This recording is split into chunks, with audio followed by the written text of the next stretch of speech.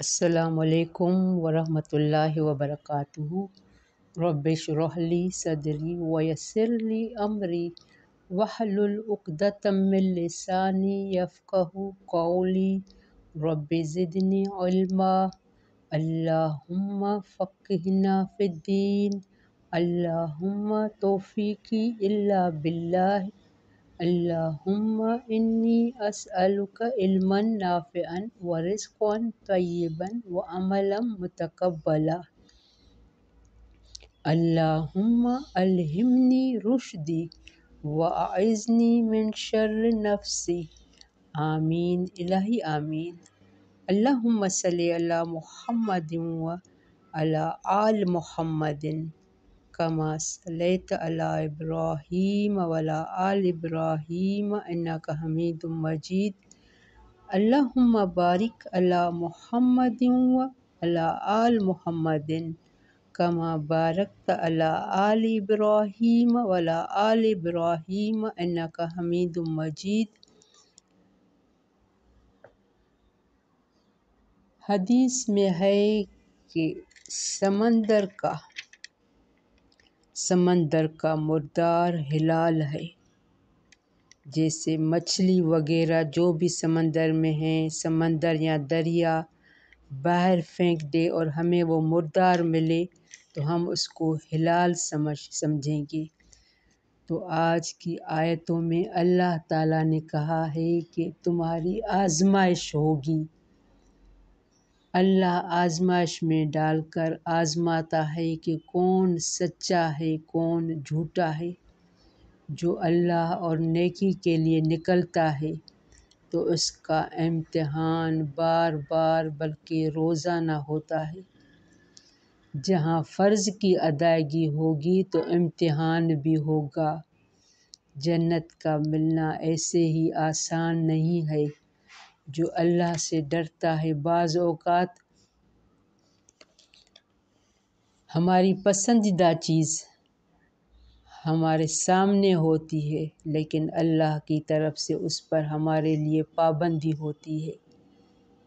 تو صحابہ کرام بھی جب سفر حج پر گئے تو اللہ تعالیٰ نے احرام کی صورت میں ان پر شکار کرنا حرام قرار دیا۔ تو ایسی ہی آیتیں آج آئیں گی، انشاءاللہ اس کو ایکسپلین کریں گے۔ بارک اللہ فی صورت ہماری مائدہ ہے، آیت ہماری 94۔ اعوذ باللہ من الشیطان الرجیم، بسم اللہ الرحمن الرحیم۔ آج نیا احکام مل رہا ہے۔ یا ایہا الذین آمنوا لیبلونکم اللہ بشیء من الصید تنالہ ایدیکم ورماحکم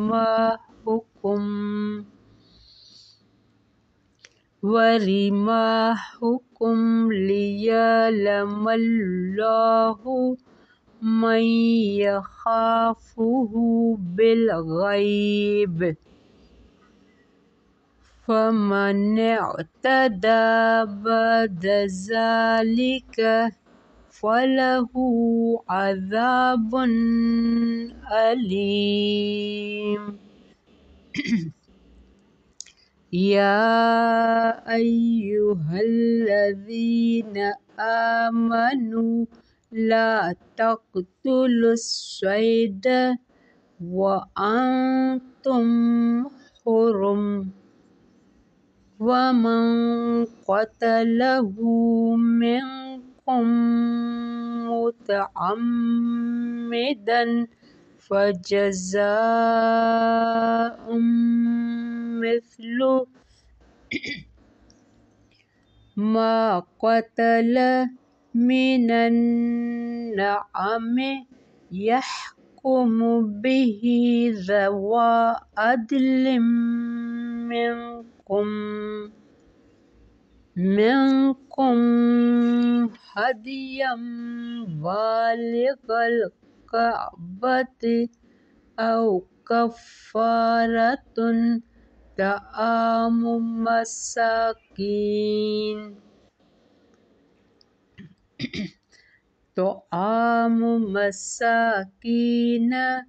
أو عدل ذلك صياما ليذوق وبال أمره عفى الله عما سلف ومن عاد فينتقم الله منه والله عزيز ذو انتقام. أحل لكم صيد البحر وطعامه متاعا لكم وللسيارة وحرم عليكم صيد البر ما دمتم حرما واتقوا الله الذي إليه تحشرون. بارک اللہ فی. ہم یہاں 96 پر اسٹاپ کر رہے ہیں. آج بھی خاص احکام مل رہے ہیں. کسی بھی احکام کو ہلکا نہ سمجھیں. جب بھی یا الذین آمنو آئے تو اٹینشن ہو جائیں اللہ یہاں کیا ہم سے تقاضا کر رہا ہے. یا ایھا الذین آمنو، اے لوگو جو ایمان لائے ہو، لَیَبْلُوَنَّکُمُ اللّٰہُ بِالشَّیْءِ، البتہ ضرور آزمائے گا تمہیں اللہ تمہیں ضرور آزمائے گا. بالشیء ساتھ ایک چیز کے، من الصید شکار میں سے. یہاں تو شکار کی بات ہے لیکن ہمیں ہر وقت آزمائش کے لیے تیار ہونا ہے، کیونکہ ہم سورۃ ملک میں بھی پڑھ چکے ہیں لِیَبْلُوَکُمْ أَیُّکُمْ أَحْسَنُ عَمَلًا. اللہ تعالیٰ نے ہماری زندگی کیوں بنائی ہے، کیوں دنیا میں بھیجا ہے؟ تاکہ تمہیں آزمائے کس کے اعمال اچھے ہیں. اگر اللہ نے زیادہ دیا ہے اور ڈھیل دی ہے تو اس کو اپنا انعام نہ سمجھیں، آزمائش سمجھیں. کوئی نہ کوئی اگر اللہ زیادہ دے کر بھی آزماتا ہے اور کھینچ کر کم دے کر بھی آزماتا ہے. اگر آپ کے پاس زیادہ ہے تو اللہ کو اپنے آپ کو اللہ کا پیارا نہ سمجھیں. زیادگی بھی آزمائش ہے، یہاں آزمائے گا. لِیَبْلُوَنَّکُمُ اللّٰہُ بِشَیْءٍ مِّنَ الصَّیْدِ، البتہ ضرور آزمائے گا تمہیں اللہ ساتھ ایک چیز کے، من الصید شکار میں سے. تنالہ ایدیکم پالیں گے اس سے ہاتھ تمہارے، یعنی اللہ تمہیں ایک چیز تمہارے لیے حرام کی ہے، اب وہ بالکل تمہارے ہاتھ کے قریب ہے. ایسی خوبصورت پرندہ ہے، ایسی خوبصورت جانور ہے تمہارے ہاتھ کے قریب ہے، تم اس کو پکڑ سکتے ہو، حلال کر سکتے ہو، کھا سکتے ہو، لیکن اب اللہ کی طرف سے اس پر پابندی ہے. یہاں کیا ہے؟ من سے تنالہ ایدیکم پالیں گے اسے ہاتھ تمہارے، ورماحکم اور نیزے تمہارے. یعنی اب تم ایسا پرندہ شکار کر سکتے ہو. شکار تو یہاں ہاتھ سے ہوتا ہے یا نیزے سے ہوتا ہے. ایسے تو اگر وہ نیزے بھی تمہارے وہاں پہنچ سکتے ہیں. لیعلم اللہ تاکہ جان لے اللہ، من یخافہ بالغیب کون ڈرتا ہے اس سے غائبانہ طور پر. اب اللہ نہیں دیکھ رہا. اگر ہم یہ ذہن میں پوائنٹ لائیں کہ اب یہاں مجھے کوئی نہیں دیکھ رہا، یہاں مجھے پتہ ہے کہ اللہ نے قرآن میں اس چیز سے منع کیا ہے لیکن مجھے اب یہاں کوئی نہیں دیکھ رہا، چلو میں یہ شکار کر لیتا ہوں. ایسا شکار میں نے کبھی نہیں کیا ہے. تو یہاں اللہ کے لیعلم اللہ تاکہ جان اللہ کون ڈرتا ہے اس سے غائبانہ طور پر. ویسے یہ اس وقت صحابہ کرام کو کہا جا رہا ہے. صحابہ کرام بالکل شکار نہیں کرتے تھے، حالانکہ شکار آپ کے سامنے ہوتا تھا. احرام کی حالت میں उनके हाथ उन तक पहुंच सकते थे। तो यहाँ पहले, आजकल तो हवाई जहाज़ में जाते थे, वो चीज़ें नहीं हैं। ये उस वक्त पैदल जाते थे, ऊँट पे जाते थे, घोड़ों पे जाते थे, गधा सवारी पे जाते थे। तो उस वक्त तो ये सब पॉसिबल होता था। तो ये उस वक्त की बात है, यहाँ सहाबा कराम को खिताब है। लेकिन ये सब हम सब फमने तता, तो जो कोई ज़्यादती करे, बाद ज़ालिक, बाद इसके, फ़लहु अज़ाबुन अलीम, तो उसके लिए अज़ाब है दर्दनाक। किसी नेमत का मिलना भी इम्तिहान है। 1400 सहाबा कराम मक्के से मदीना जा रहे थे। शिकार उनके करीब था, लेकिन मना है, अपने आप को रोका अल्लाह की खातिर, क्योंकि अल्लाह ने यहाँ वार्निंग दी है। फ़मने तदा बाद ज़ालिक, तो जो कोई ज़्यादती करे बाद इसके, फ़लहु अज़ाबुन अलीम, तो उसके लिए अज़ाब है दर्दनाक। उस वक्त सहाबा कराम जो आयत नाज़िल होती थी, आप सल्लल्लाहु अलैहि वसल्लम से पूछते थे और उस पर अमल करते थे।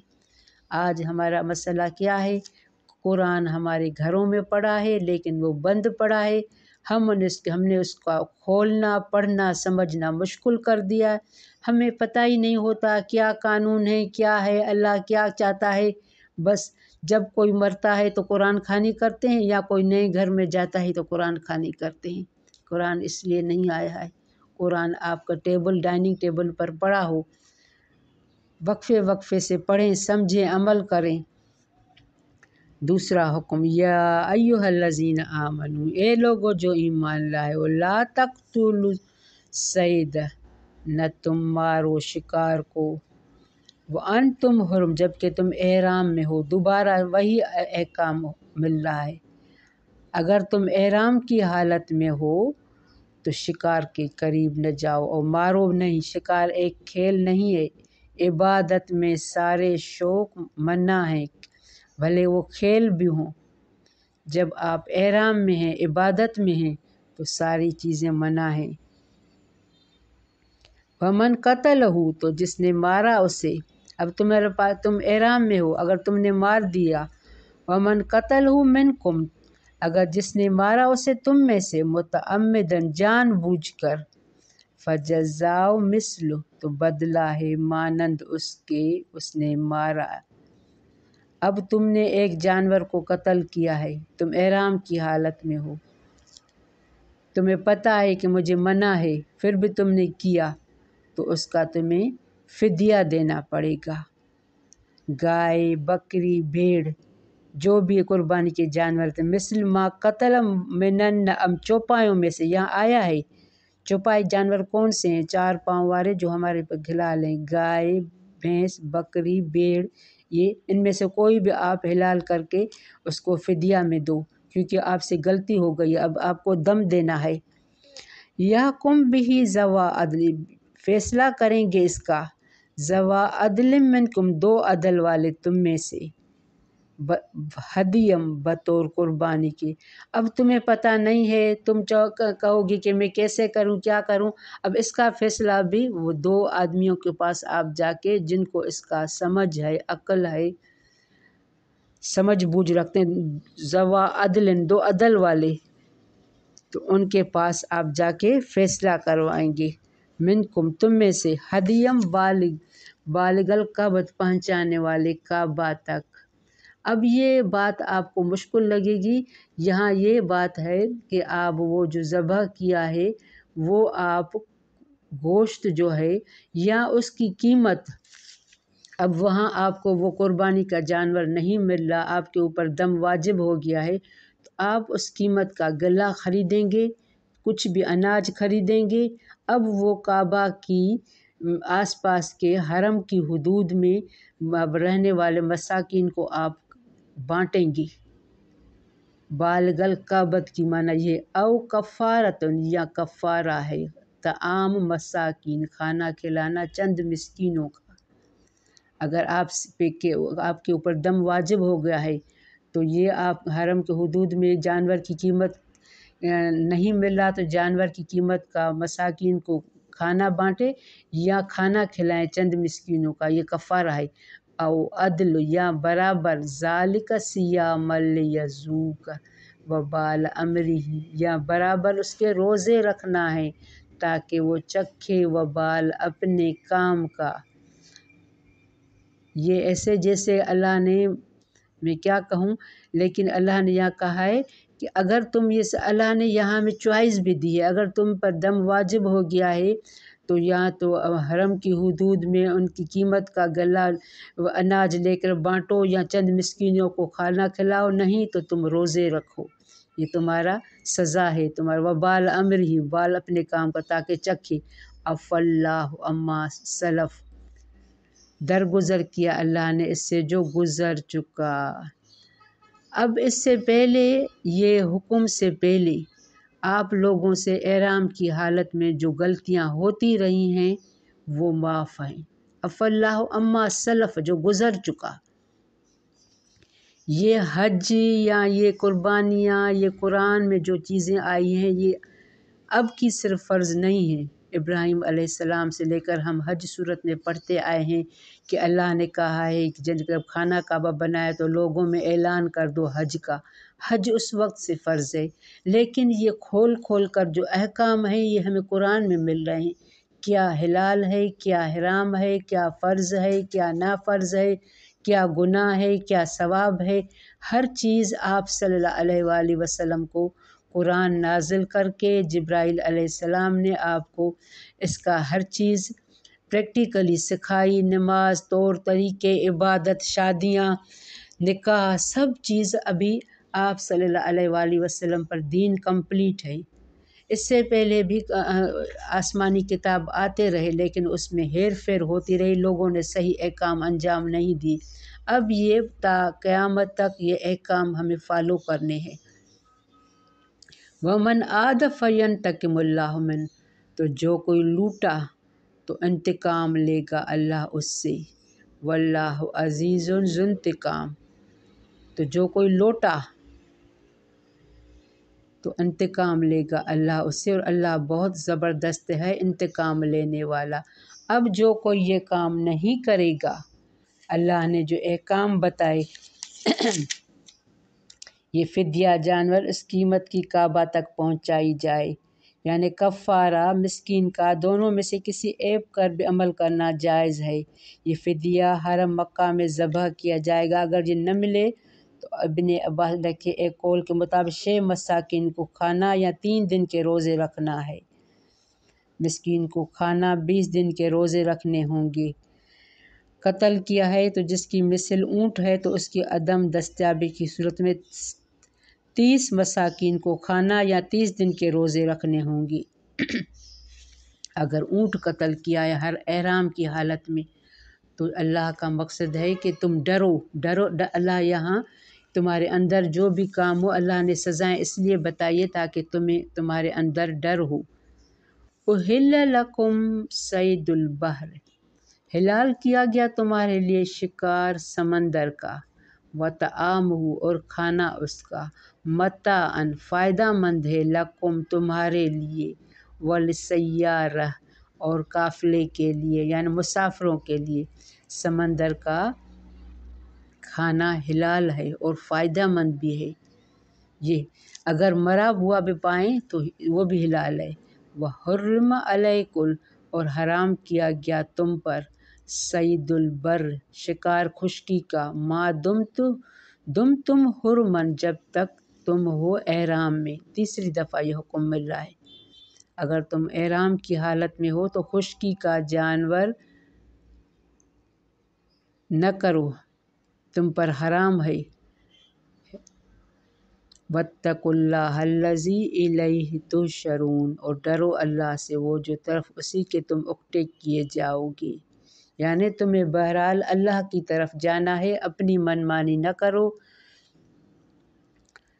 کوئی بھی اللہ نے جو قرآن میں احکام ہیں، جب بھی آپ حج پہ جائیں، حج بھی ٹریننگ ہے تو یہاں ٹریننگ لے کر جائیں۔